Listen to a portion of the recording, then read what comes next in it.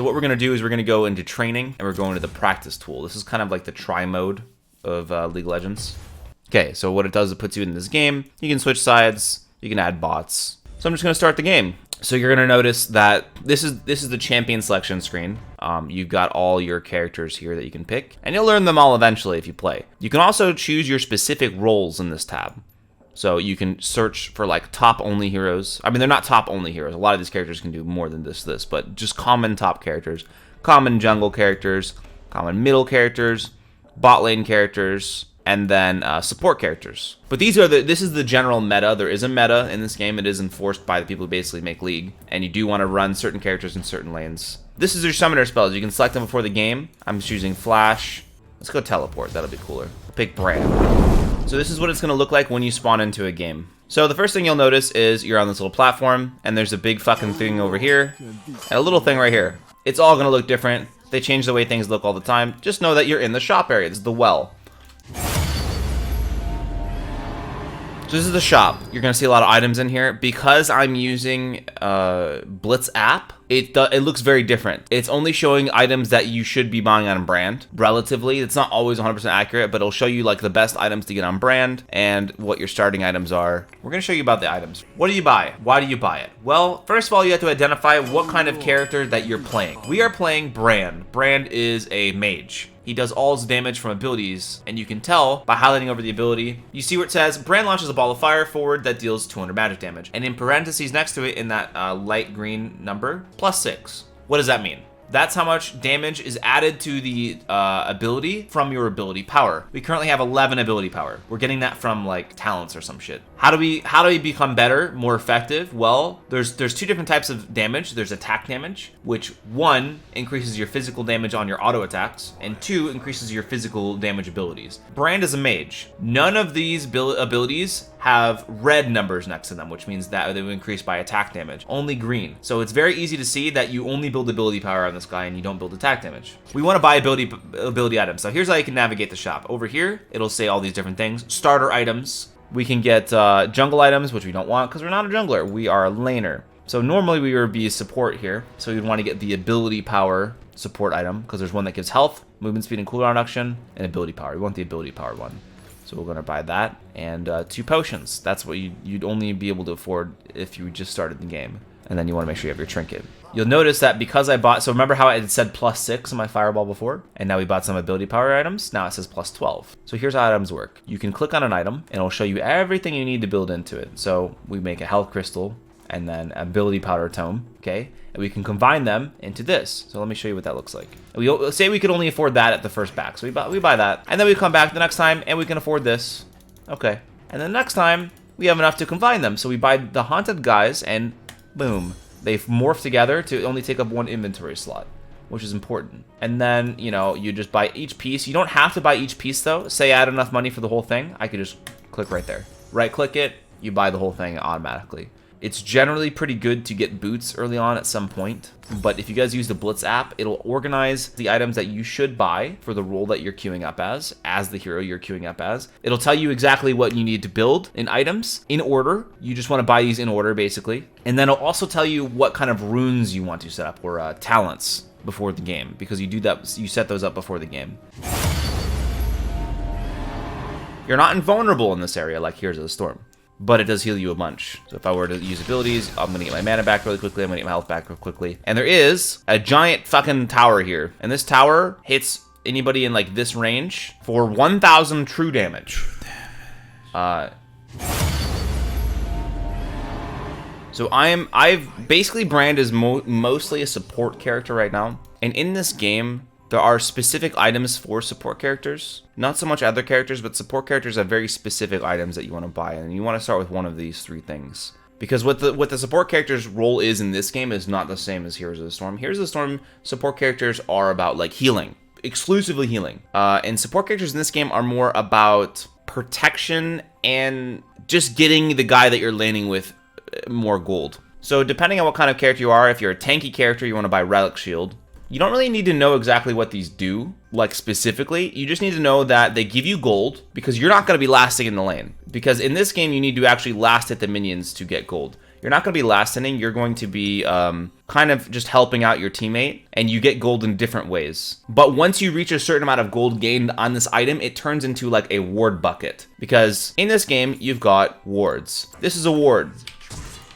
You place them down. I don't know why, it just freaked the fuck out.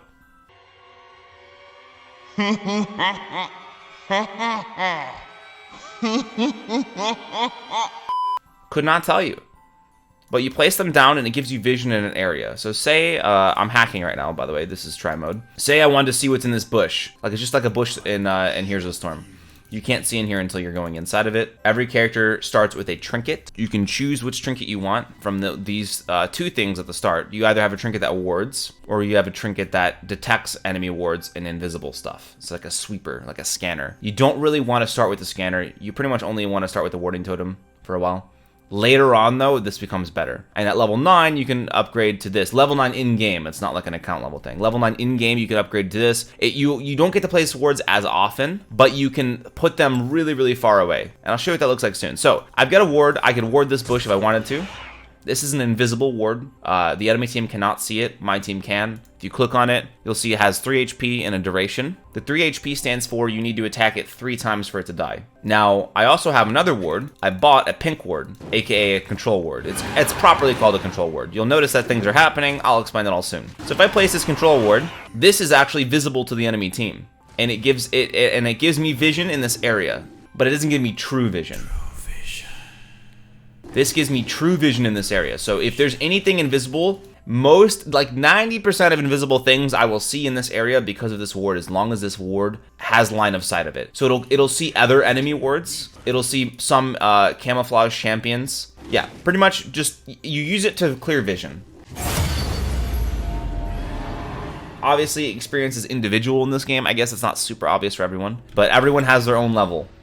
You get ultimate abilities at level 6. And you only have 1 ultimate ability that you can choose from, not 2. Every character has 4 abilities. Well, actually, some characters have different amounts of abilities. But you have 4 abilities and you have a passive. And it's literally called a passive because it doesn't actually ever do anything. It's not a button you can press, you just kind of get it. So one of my ability is like when I hit a bunch of people with my spells, they take more damage. I don't really want to go into this character specifically because that's just unnecessary. But I've got 3 basic abilities and my R button is my ultimate. And then over here, I've got my summoner spells. Now, I didn't show you guys this before, but I've got Flash. So it says teleport your champion a short distance to your cursor's location. This is going to be something that you see all the time in this game. And what it does is pretty simple. You can just flash somewhere in this radius. One thing that you'll learn is just because it shows that you can't flash there because, like, look, there's a tree there, you can't get in. You can still do that. As long as you're past the halfway point in that wall when you flash, you'll actually go to the other side. And this is extremely useful for getting away from people. You're going to want to be running a lot at the start, because especially when you don't understand what's going on. You'll notice it also has a really fucking long cooldown. It's 300 seconds. So you don't want to use this all willy-nilly. You're going to use this to either save your life or secure a kill, and really nothing in between. Hey guys, this is your Nexus. It's called a Nexus in this game. So, fittingly enough, the objective in League of Legends is to destroy the Nexus. Well, HotS already destroyed its own Nexus. In this game, you destroy Nexuses. So you've got inhibitors here. Obviously, this is protected because we haven't killed the towers before in the lane. But this is an inhibitor. When you kill this, it spawns these catapult guys. They're not really catapults because they don't have AoE attacks, but they're basically like the catapult minions. They turn into big super minions and they push the lane. So, other things, you see this minion's last, this HP. If I attack it and get the killing blow, I get gold. Certain minions give different amounts of gold. If I last hit this cannon minion right here, this gives you the most gold. Of course, I'm gonna miss the last hit.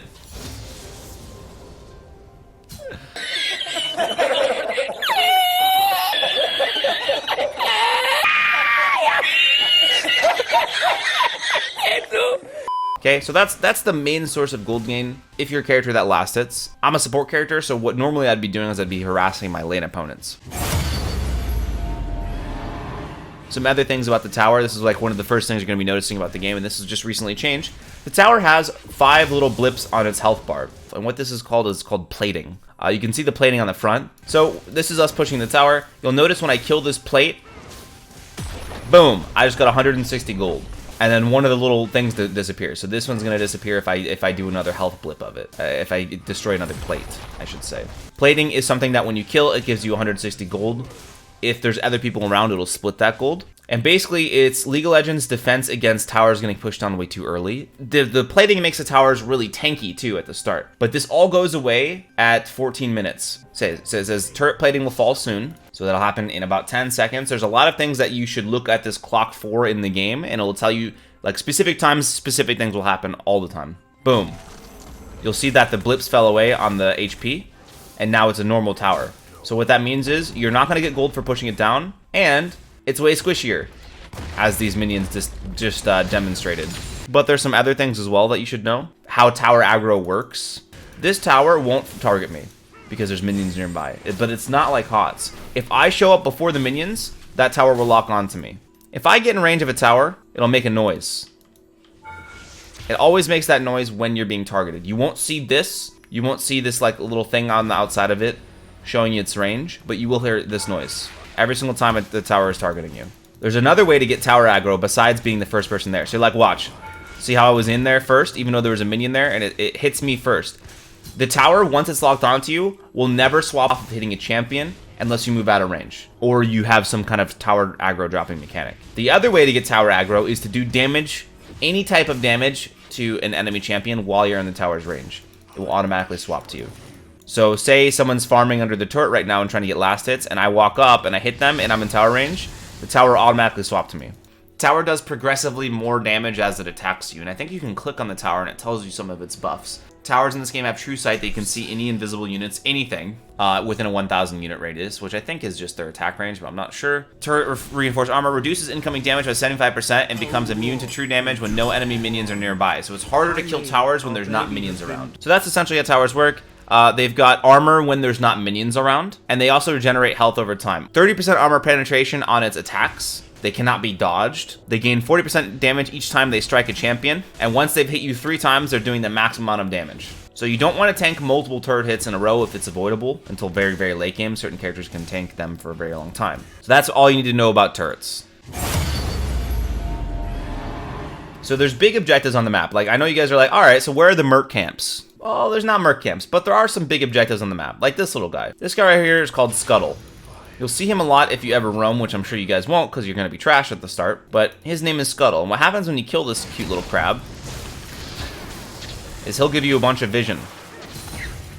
Right here. It's always going to go to the same spot no matter where you kill him in the river because he does patrol. It goes here. This gives you vision. You can see the timer right there. And that's really important because there's a big fucking objective right here that's very important to get... to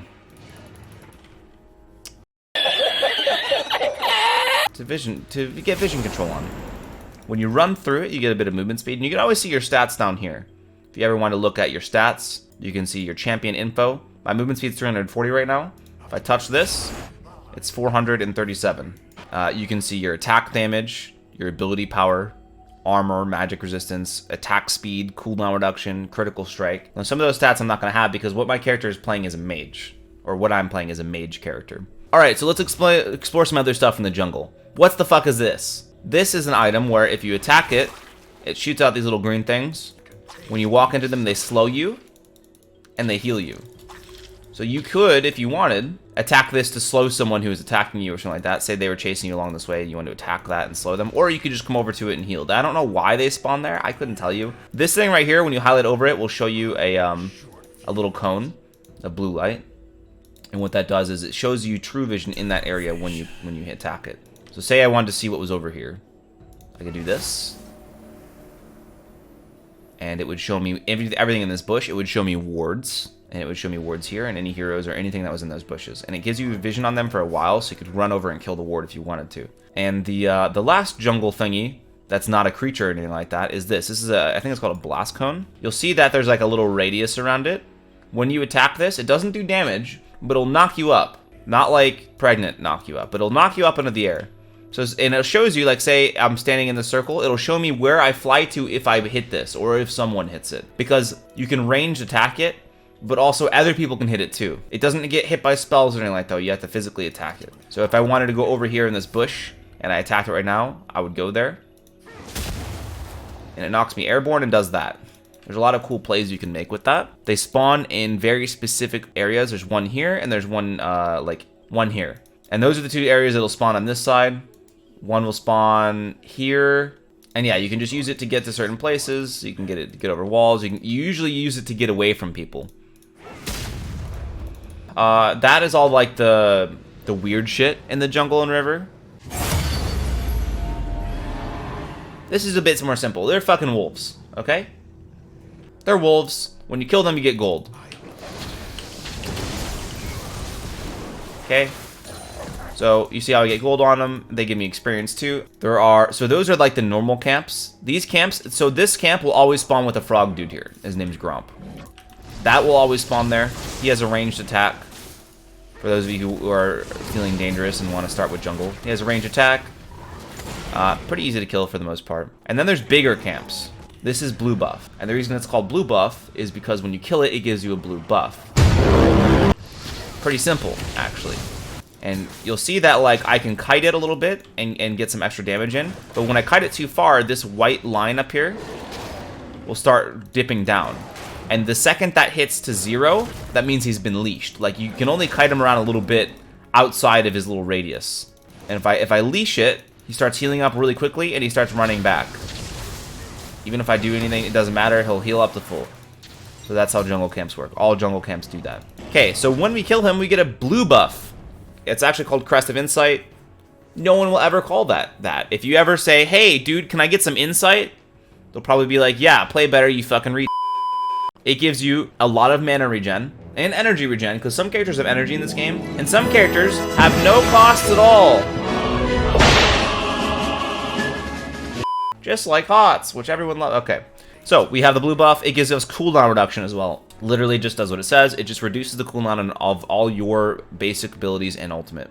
So this is another jungle camp. This jungle camp, you'll notice that there's one big guy. He's got 700 HP, and there's a bunch of little guys with 400 HP. This is a camp that you can do better if you have some AoE. I have a lot of AoE, so it'll be really easy for me.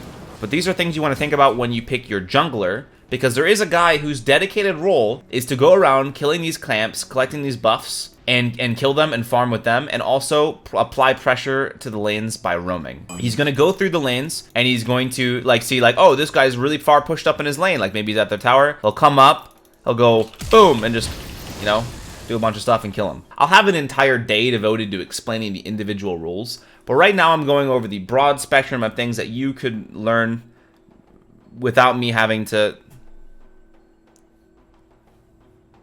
How long has this been happening? So there's another buff over here. So here's what happens when you kill red buff.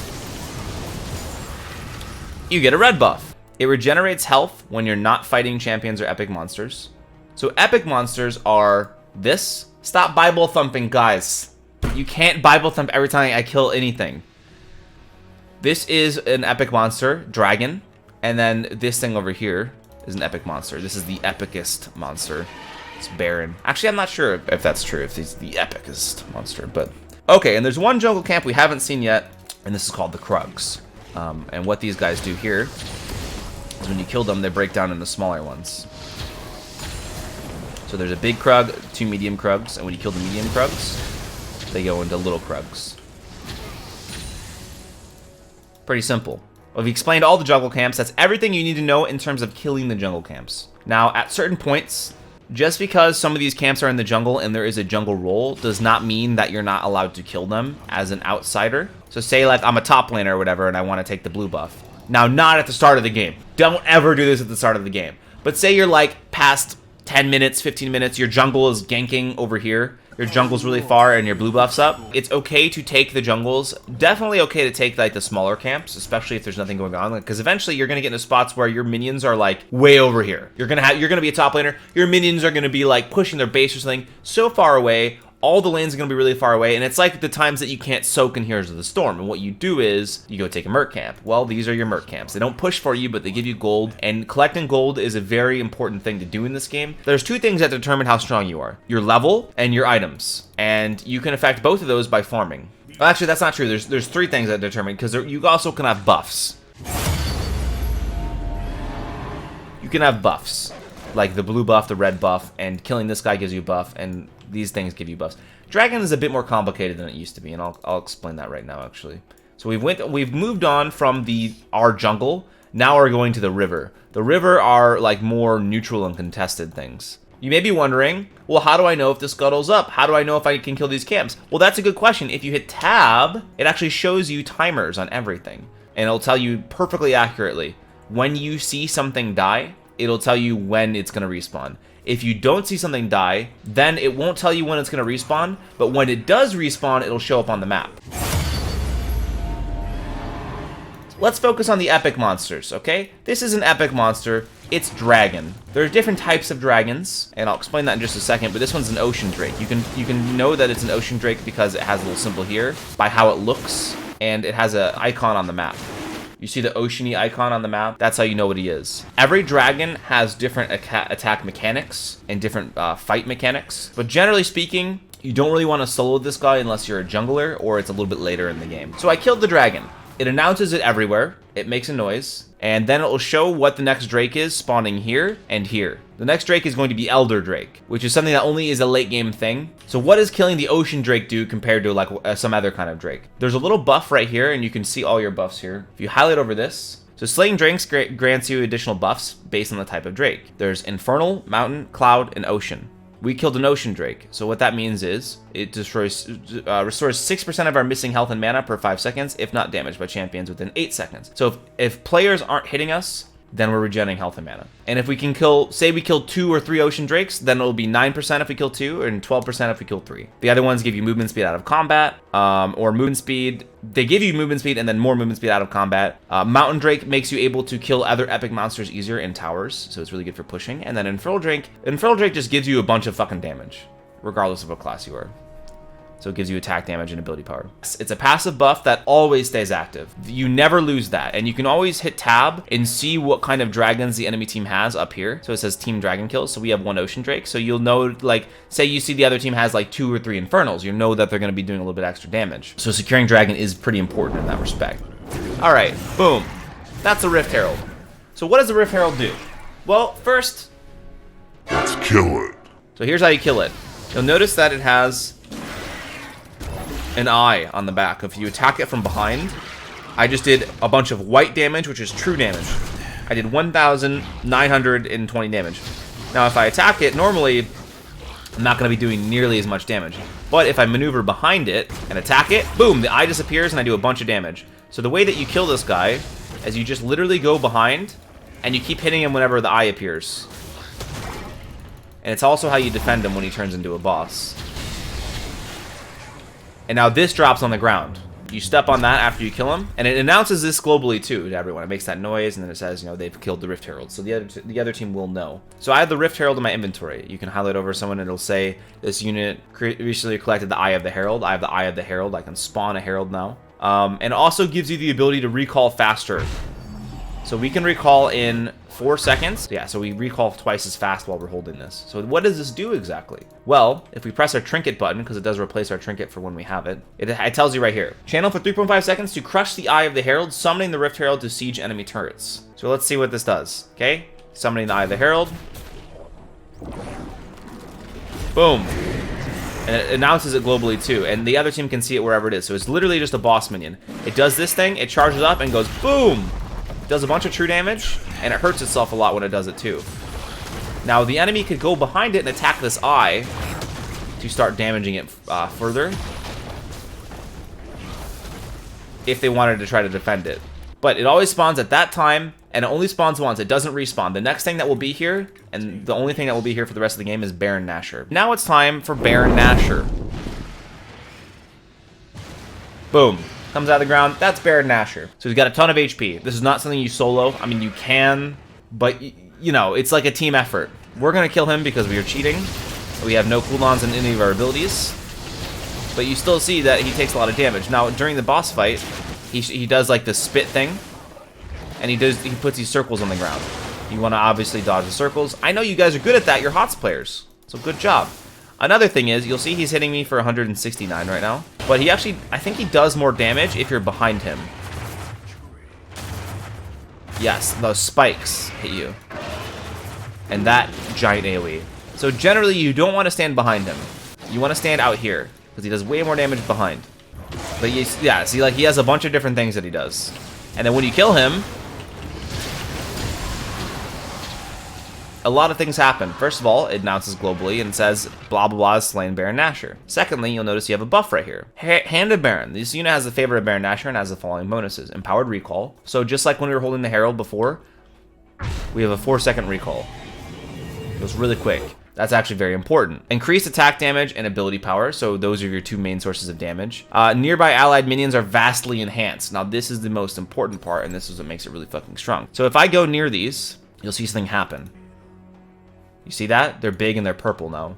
And this guy is super big. So so I'm empowering these minions. And what that means is they're fucking strong. This guy gets way more range, starts sieging buildings, and they're just generally really tanky. They're hard to kill. You see how they're actually taking 0 damage from the enemy minions? Like literally 0. Okay, not literally 0, but they're hitting for like 1. This makes it extremely hard for the enemy team to clear waves, and what this does is whenever you kill Baron Nashor, you end up pushing in some way or another. So the enemy team has to try to defend that, and they can't kill the minions that well, and you can go over and you can just basically walk up and kill shit. Like I'm not even doing anything. I'm just standing next to these things and they're killing everything. So that's how strong it makes you. It's a very strong buff. Basically all you need to know is it empowers all the minions, makes them harder to kill, and this guy gets more range, so he actually outranges towers. Those are the key points of the Baron Nashor buff. There's one more thing that I can show you guys, which you probably will be encountering a bit, is the Elder Drake. A late game only Drake. It is much more difficult than the other dragons. It's very similar to Baron Nashor over here. And just so you guys know, you can walk around in these pits without attacking them and they won't attack you.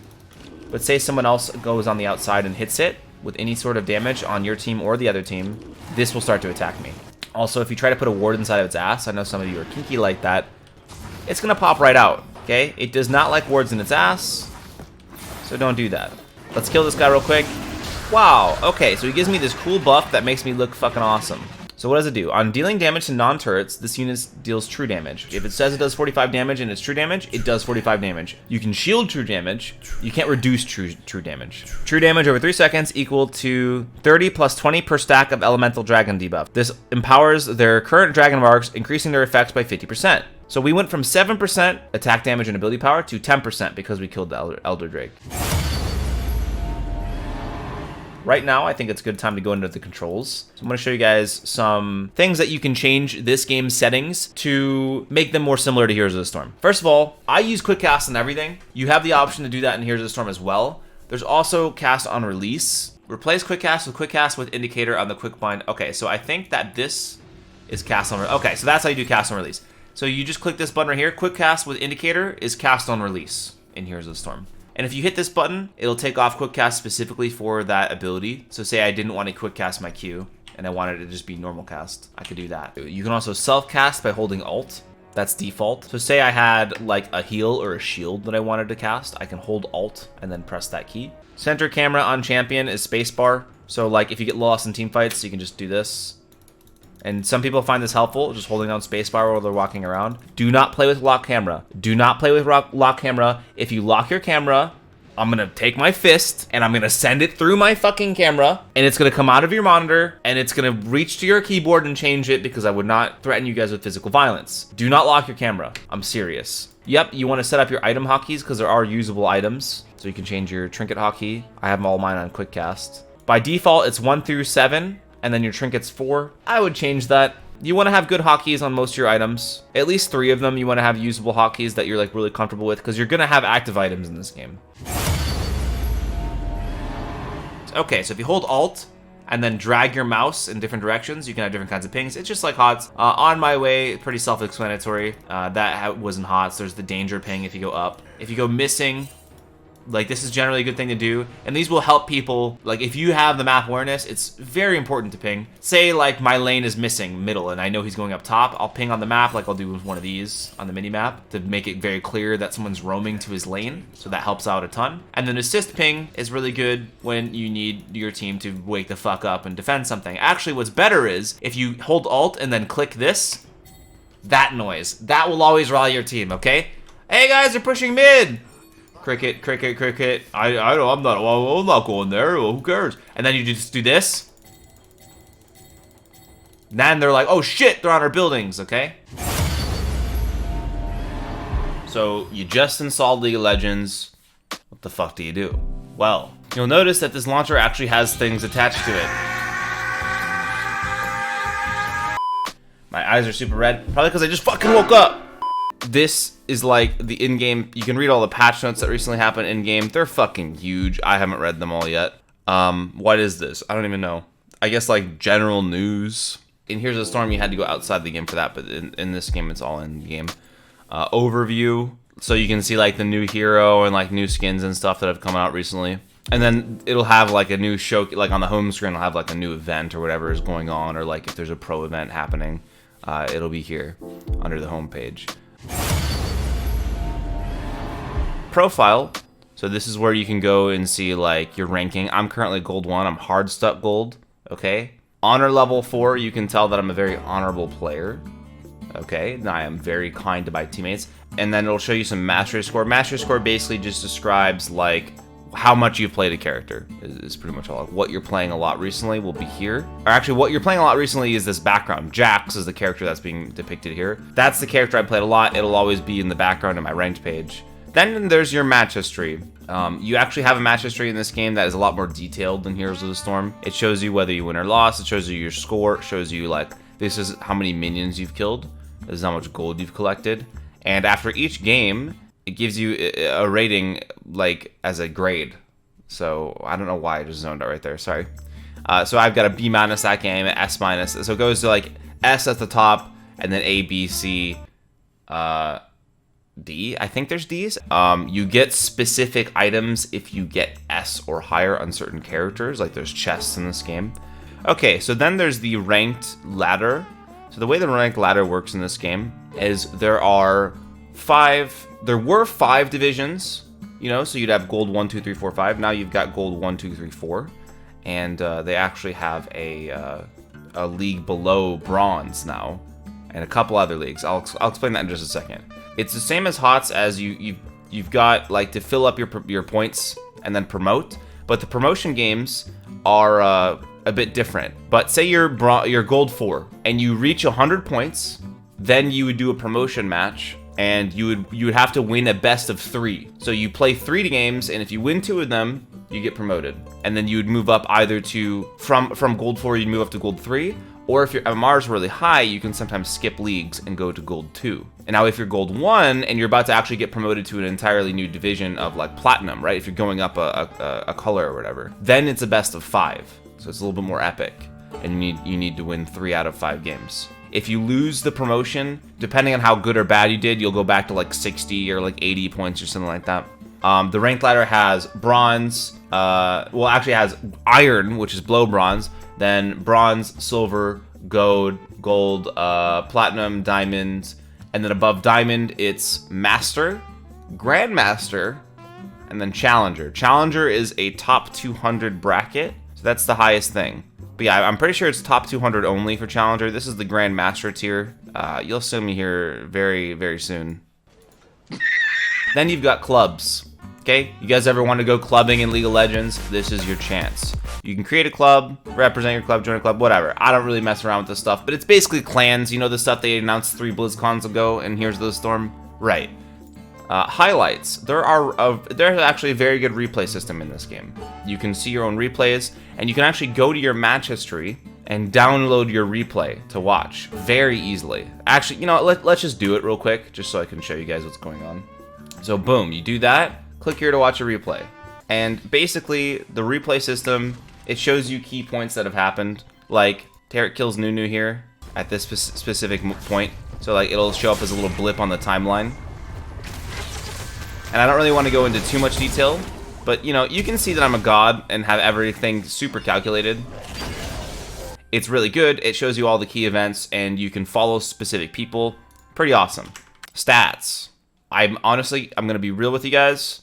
I have literally never went to this page. So you can see your win rate. My win rate's terrible. Because it's preseason, a lot of people don't really try, and your rankings don't really mean anything. You can kind of like gain MMR, but so nothing really matters right now. And it's a perfect time to get into League, because everything's actually changing around. It's going to be really easy to pick up everything because everyone else is going to be learning at the same time. This is where it gets a little bit complicated. So you've got all your champions here. You can sort and see which ones you've owned and which ones you haven't. And there's also a free champion rotation in this game, because yes, you do have to buy the characters in this game to use them, but there's a billion cheap ones that you can play that are good. It's not like old characters are bad. So you can see the free champion rotation is this. Thank God in this game, you don't have to level characters to a certain level to play them in ranked. If you own the character, you actually just own the character, and you can play it wherever the fuck you want. So yeah, then if you wanted to figure out how many characters you own, how many characters you don't own, then you've got the skins tab. Skins all cost real money in this game, but there are a few ways to unlock them. Spells, these are the summoner spells that you can use inside League of Legends. You're pretty much almost always going to be using Flash once you have it unlocked. It unlocks at level 7, so pretty early on.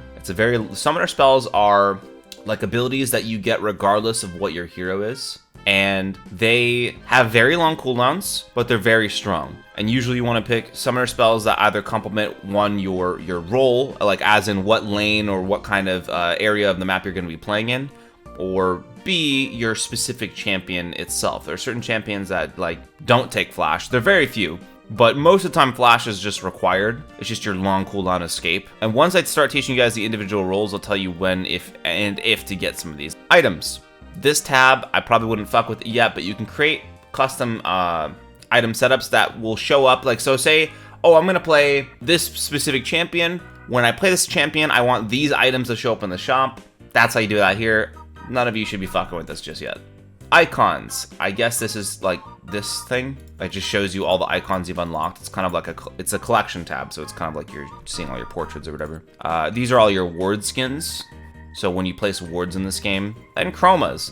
Chromas are basically just a different recolored version of a certain skin. So if you own the skin, you can buy the chromas of it and then have different colors. And I can show you some examples of that when I show you my Blitzcrank skin.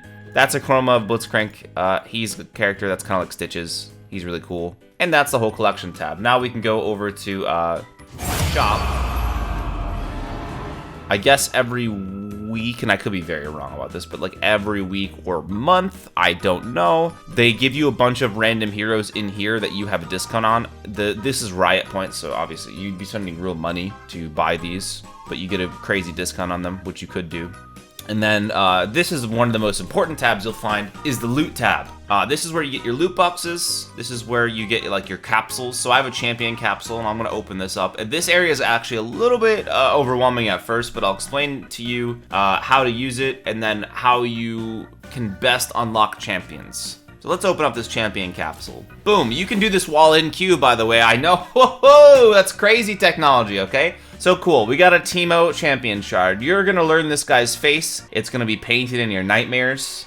You're gonna wake up in a cold Sweat in the middle of the night and you're gonna see him and his little giggles.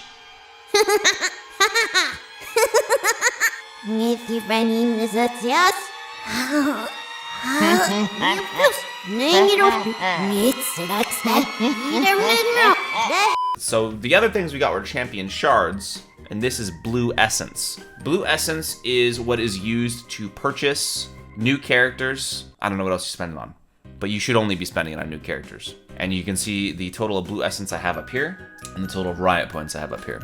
We just got this little shit's Teemo. We got his champion shard, and you'll see that it says disenchant to essence. So we can break this down to get blue essence. We can activate to rent a hero for 7 days. Literally never do that. Never do that. Or you can upgrade it to permanent. When you get these shards, because you're gonna get these shards for champions, and don't get this confused with the red essence or orange essence or whatever the fuck it is. Just for blue essence though, when you get a champion shard, so say you really liked Dr. Mundo, but you didn't have quite enough to buy him yet, you can actually save his shard, and then it's cheaper to buy the character through this way. So it's 270. But it would be like slightly more expensive if you didn't use the shard to upgrade. So you want to save the shard of the champions that you actually want, and if you don't want the champion, just disenchant it immediately. Because if you buy all your champions with champion shards, it's going to be easier. Now, depending on how expensive the champion is, like this is Orion's Soul. He's a 6300 champion. It's still at the highest price point available. It's the most expensive it can be. When you disenchant his shard, it's going to give you a lot more blue essence back. Whereas Mundo, he cheap as fuck, okay? Okay, we have another thing to open apparently. They give you shit to open all the time. Okay, perfect. So we got some key fragments and we got some blue essence. Now, you're like, well, Mewnfare, what the fuck is a key fragment? I'll explain that too. So you can take 3 key fragments to forge a hex tech key. And when you do that, you get a hex tech key, duh. You can open up these little boxes over here. If you're paying attention, you'll see that there's a bunch of boxes over here, and I have 19 of them. What's in the box? Well, you need keys to open up your loot chest. You can buy them with real money, of course. You only get boxes if you do good in the game, or your teammates do good in the game. So that's what the S rating means. If you get an S rating, or one of your teammates gets an S rating, so you guys are basically never gonna get boxes. Kappa. Nunu and Willump is a character in the game, and we got a skin for it, a skin shard for it. Skin shards work the same way. I can disenchant it to get that type of essence, activate to rent it for a short period of time, or upgrade it permanently with the skin shard. The only difference is you actually need the shard of the skin that you want to upgrade it if you're going to do that to a skin. Because skins do cost real money, and historically there's never been a way to get skins for free, but now there is. There's actually another thing you can do with these skins, which is really cool, is you can re-roll it to permanent. Now, I have exactly enough skins to show you how to do that. And it'll show you, so like if you look at Heartseeker Varus here, it says under the amount it costs, and it says epic skin shard, it'll tell you the rating of it, and it'll say legacy content. Legacy content means that that's a skin that you can no longer get through other means. You have to find it through the chests and get lucky. If you don't like some of the skins and you think you're never going to use them, you can re-roll them and get very unlucky like I'm about to get. Dark Valkyrie Diana. But the cool thing is when you re-roll these skins, so say I put 3 skins together and re-roll them, I unlocked this skin. This skin is actually something I own now. I didn't have to spend anything else. We now have a moon waifu. Basically, I explained everything to you on this page. Congratulations, you understand now what this tab does. And like friends tab, you guys don't have to worry about that because, well, let's be honest, you don't have any friends. So if you're in a hurry to get ranked, you're in a hurry to get like really high level, you can buy an XP boost. I wouldn't recommend that too much unless you've got cash to burn, because really, like, you probably have a lot to learn anyways. But we've explored pretty much everything else, so now we can click the play button. Now, you've got a lot of options here. You can do PvP, which I'm hoping that you guys are gonna do. Co-op versus AI. Training, which is really useful because, I mean, there's the tutorial, which I'm sure it'll put you through at some point, but the big thing here is the practice tool. Practice tool is really useful, and I think that we're going to probably be using that. And then there's, like, you can create custom games and join custom games. Okay, I want to show you guys the BLITZ app. If you're going to play, you download this. It just simplifies everything. So it'll tell you like a bunch of stats about the characters you're going to play. It'll tell you what to counter certain characters with. It'll tell you how to build your rune pages, which I haven't explained yet, and I will explain soon. It'll tell you how to build your items. It'll put the items that you need to build into the shop for you. It simplifies the game to the point where you can just focus on learning the actual game and the flow of the game and your mechanics, and not have to worry about the items and all that. So highly recommend this. Thank you for watching the first part of this amazing guide. For a more detailed experience, please visit the Mewnfare's Twitch channel and stay tuned for the second part of this epic guide.